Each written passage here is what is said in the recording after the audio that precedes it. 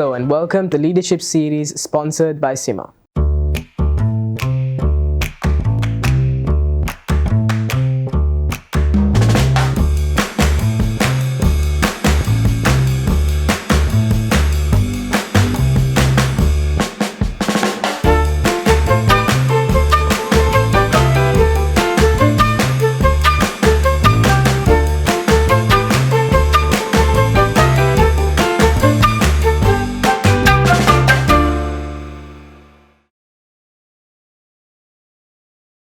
Today we have another very eminent personality. Please welcome the Chief Financial Officer of the London Stock Exchange, Sri Lanka, Mr. Fadhil Jiffry. Hello Mr. Fadhil, how are you doing? Very good, thanks Samantha. First of all, could you tell us a little bit about your career and your inspiration behind it? Like what made you want to pursue your career? Okay, so to be honest, I never imagined of going down the accountancy field when I started my career. I started differently, but throughout the career, I realized that my passion was in accountancy. When I say accountancy, not just the typical accountancy of the traditional world, but more in terms of business management. And it's through CIMA and through the various connections I got through CIMA that I found people that were inspiring and people that were kind of relatable, and that's how I kind of pursued throughout the journey of being in the accountancy field, as I call it here. So could you tell us a little bit about the journey of CIMA and how you got in touch with this whole institute? Okay, so if you take CIMA, my kind of relationship started all the way back in soon after A-levels, right? I started CIMA more from a experience perspective as opposed to, like I said, trying to be an accountant. But through that, I got involved with various student society activities, both at the institute that I was at that point, and then later on moving towards the CIMA, the Sri Lanka divisional activities. So through that, a lot of activities, a lot of engagement, and I was the student society president in 2003 and 4. That's when I really got a taste of what this big organization is. And of course, throughout that journey since then, as a member after that, I have been involved with a lot of activities, various subcommittees. And now, in the current position, I'm quite honored to be as the chairman of the CIMA Country Network Committee. Parallelly across all of this, I was also a lecturer for CIMA.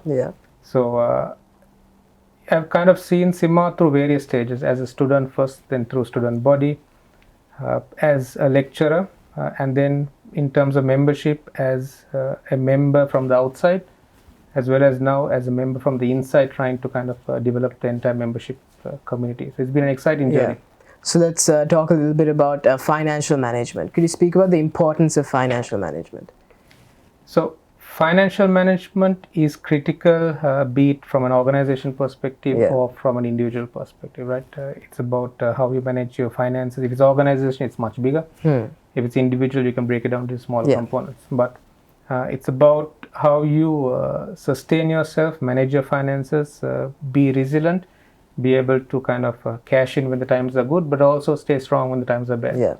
Right? So what is the role of the management accountancy sector for Sri Lanka when stepping into a world of recession, especially caused by the pandemic, if you... Right. So in times of crisis or in times of economic downturns, there are specific things that organizations will need to look for, particularly if you talk about cash flow management, liquidity management, cost control, risk management, and also building strong relationships with stakeholders and customers and suppliers. These are key things that a management accountant can actually intervene and add value during a period of crisis, because a management accountant is kind of unique. They see both sides of the books, if I say. They see the past from all of the history, but they also have a view of what the future looks like, right? So they're able to relate to both sides as opposed to being limited to one. And if they use that knowledge correctly, they can actually add a lot of value from an organization perspective. If you take it a step up from, let's say, a national perspective, it's more about, let's say, thought leadership, right? How can a management accountant bring in thought leadership for national agendas, right? Work with the government, the regulators, various bodies in driving specific themes or initiatives throughout the year. And that's something we are keen to do this year. If you take my committee, we may not be able to do everything, but at least we want to Yeah. start somewhere and then grow it from there. So there's kind of different roles that the accountancy bodies can play during crisis management. And we see that the majority of the Sri Lankan community is unaware of metrics and indicators that monitor the economic growth. How important is that the general community knows these basic fundamentals? Okay. So, I mean, the country economy is part of our ecosystem, right? Yeah. Whether we like it or not, it's there. And we need to know it, we need to understand it. It doesn't mean that we have to be economists. None of us, I think, are economists. But it's important that we know at least the basic principle of what's happening. Yeah. So that we can relate it to either our organization or our individual selves, right? But when we do that, one thing we have to be careful is that, the numbers sometimes doesn't tell the true picture. If you look at the number alone without knowing the underlying data, you can get misled. Yeah. It's important that you know the number as well as the story behind the number. Yeah. So the current aspiring youth who are learning management accountancy will be stepping into a world affected by global recessions. So what advice could you give to people like that? Okay. So the youth that are coming out now will have to be agile, right? Yeah. They have to be able to adapt to the situation. Situations, And they have to be ready for change. Change in the current context is inevitable. It's part of what we would call BAU.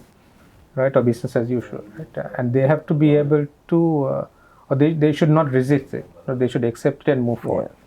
And to be able to accept change, be agile, be a thought leader as well is a unique combination. Everybody can't do that, right? So the new generation, the new youth that come out, have to be able to show those traits in their day-to-day work. So with all the socio-economic challenges associated with COVID-19, how can financial market infrastructure providers like your institution dilute the impact and ensure service consistency? Okay. So financial market infrastructure providers have a key role to play during an economic crisis, right? They have to ensure the market is running. And there's a lot of reliance from government organizations, business leaders or businesses and regulators to ensure that the market is kept open. Right? Because once the market is open, businesses can use it, economies will thrive. If the market is closed, nothing moves. Yeah. Right? And in that sense, LSEG plays a key role in ensuring that it's open and it's an avenue for businesses to source capital. Right? There is a business that needs capital in various forms. You have investors on the one side. So the capital market essentially provides a platform for both parties to meet and exchange. And that's what the market does. And that's why it's important during a crisis to ensure that actually happens. Yeah. But for that to happen as an organization, we need to be resilient as well, right? If the organization is not able to be resilient, we can't keep the market open. And to be resilient, we have to ensure our technology is resilient and our people are resilient, right? If you take technology, we have one of the best-in-class systems that are running from a stock exchange perspective, and it's developed by our own teams in Sri Lanka.